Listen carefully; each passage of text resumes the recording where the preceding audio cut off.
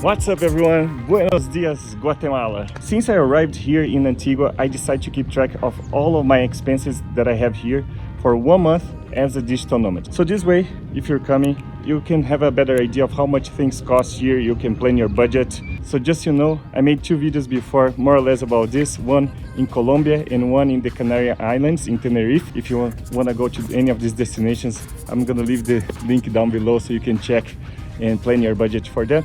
But now let's talk about Guatemala. How much does it cost to live as a digital nomad here? So let's start with accommodation. How much I'm paying to live here 1 month in Guatemala. I got this Airbnb, but that's my room. Let me show you. So this is gonna be my room for the next month.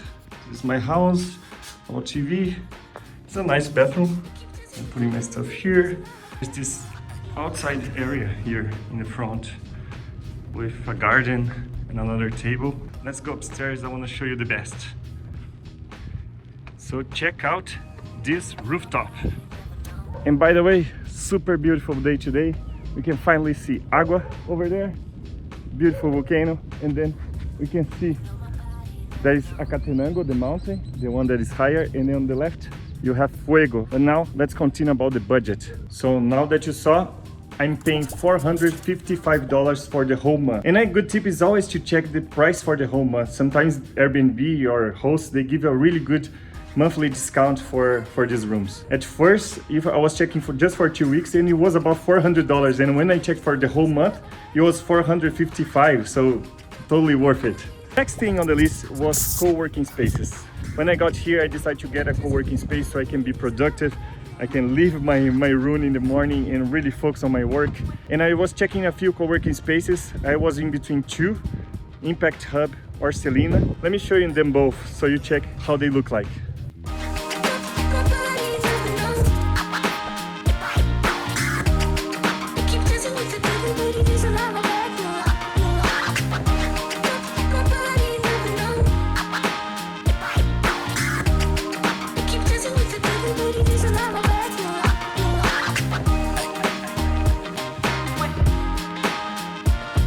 So Impact Hub was a little cheaper, and in the end I ended up deciding for Selena because they had the indoor area, the outside area, and plus some phone booths. I thought I was gonna be able to concentrate and have meetings better there, so that was my choice. So $135 for the month in co-working. Another thing in your budget is SIM card, of course, and I got with that place over there. I got with Tigo. It's the same brand that I had in Colombia, but here I had to get a different one because I needed a new number. And it costed me 175 quetzales or $23 for the whole month, 30 days of unlimited calls and internet. So there you go, $23 here in Guatemala. For food, I can tell you there are 2 types of restaurants. The ones that are targeting tourists and the one targeting local. For the first one, when you go to the tourist places, you're probably gonna pay around 78 quetzales for your plate, plus drinks and the tip. You're probably gonna spend like 100 quetzales, which is like $13 for a meal. But if you go for more like a local restaurant with like local dishes, it's usually about 25, 30 quetzales, and sometimes even included the drinks. So let me show you a few examples. Sometimes I come to have breakfast in a place really close to my place, and I can tell it's a very local cafe.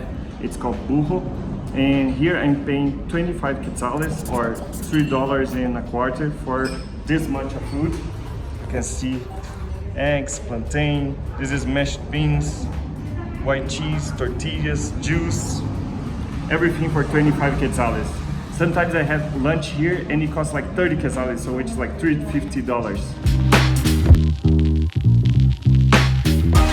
You guys know that I'm not lying. So almuerzos or lunch, this is chicken. There's other options for 30 quetzales, and this is like less than $4, and also includes a drink.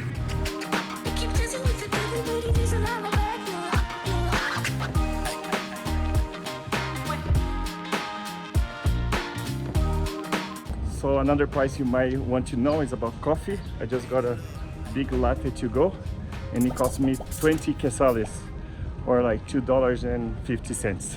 For laundry, let me give you an idea. This is the second time I'm washing clothes in this place. And they usually charge 6 or 7 quetzales per pound of clothes. But what does it mean? For this bag of clothes, which is pretty full, I paid $5.50. The first time I paid, it was a little less, so I paid $4.50. So I'm gonna be spending like $10 to wash my clothes for the whole month, as I believe this is the last time I think I have enough to the rest of the days here in Antigua. Okay, now that we have covered a few essentials, let's talk about some fun stuff. You came to Guatemala, of course, to explore these beautiful destinations. So let's talk about some of the stuff you might be doing and how much they cost. And the first thing I would say would be the hike to Acatenango and Fuego.